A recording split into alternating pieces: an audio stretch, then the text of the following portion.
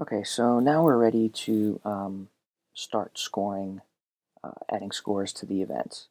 So what I'm going to do is I'm going to open up our event class, and I don't think we have a test yet for events. So I'm going to create one,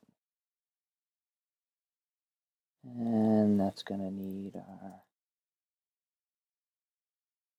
test helper.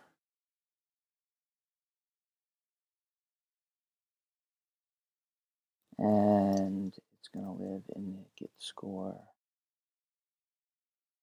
module.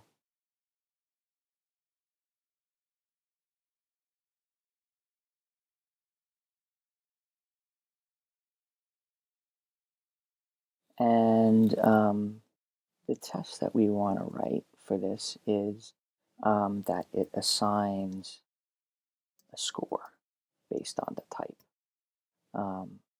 So if we say event.new,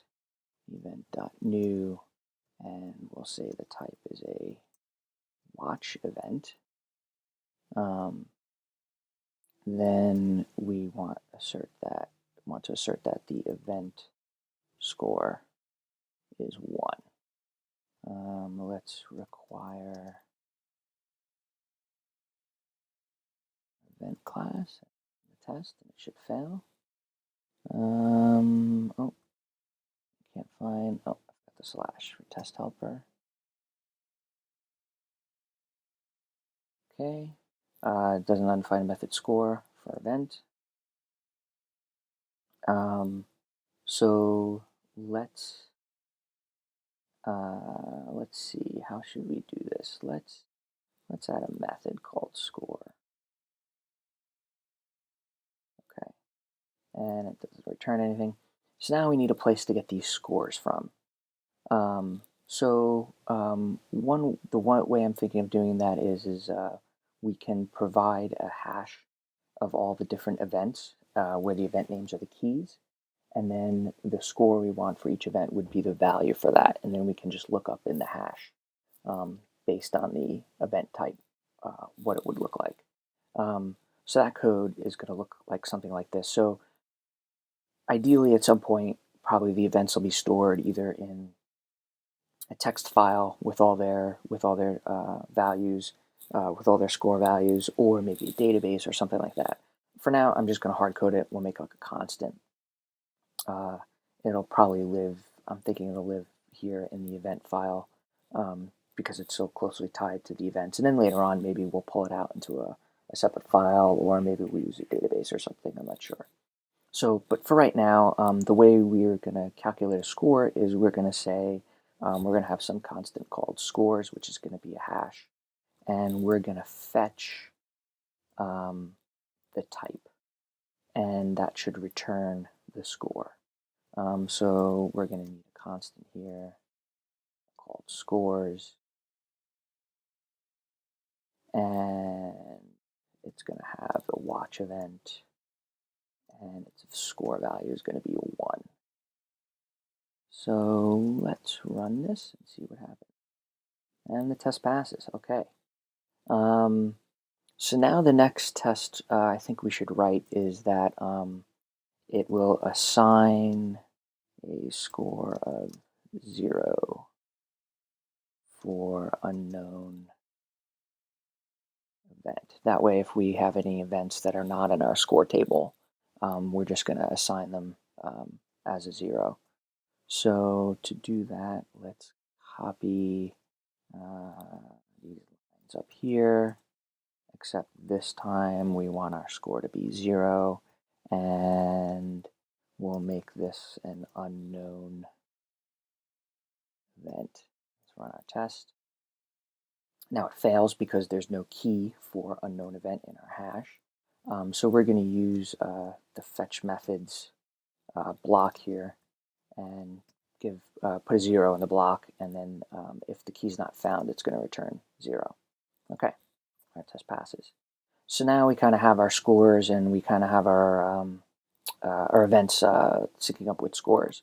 I'm going to take a second off camera here and just add some events to our scores constant and some values for them.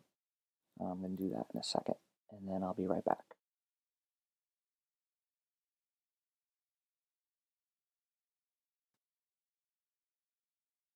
Okay, I'm back, and I added some new event types here. This was based on the ones I saw in the peep code screencast. Okay, so we have our events. They have scores. Now I think we can move back to our user profile test, and we can undo the skip that we had here on our score. And then I'm going to open up our user profile over here. And let's run this test. Okay, so it fails because we don't have a score method. So now we can define that. And a score is basically going to be, we're going to take all our events and we're going to use the reduce method, and we're going to start at 0, and we're going to have a sum and then an event, and we're going to take event score and add them up. So now if we run this, pass, it does. Okay. So one thing I want to do, we're only adding one event here, so I want to add a couple event types just to make sure that we're getting, that it's actually working properly. So what I'm going to do is I'm going to make this event here, and then let's add actually I don't remember what some of our events are. Let's see, Darby. Let's do an issue event, which will be 3 points.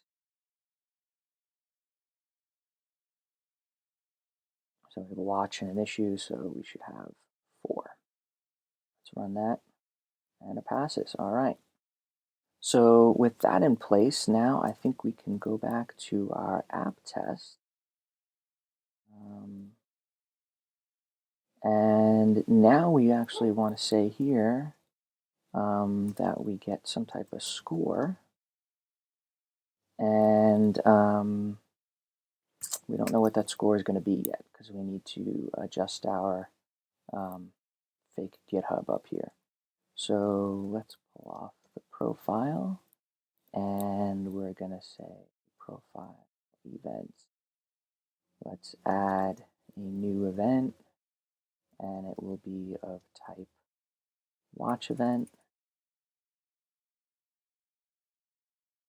And let's do the same thing. Let's do issue event, and then return profile. And then this is actually going to be a 4 we want to see. So let's run this test. It should fail. It's going to fail because it doesn't know what event is. So let's fix that. It's easy. Here, and we're going to need to add an event. So we do that. And then see what we get now. Oh, because event is not namespace. So both of these to be in GitScore namespace. Let's run that again.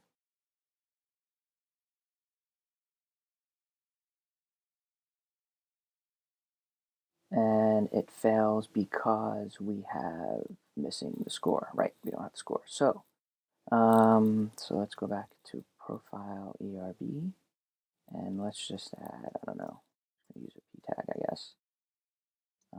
And we should get profile.score.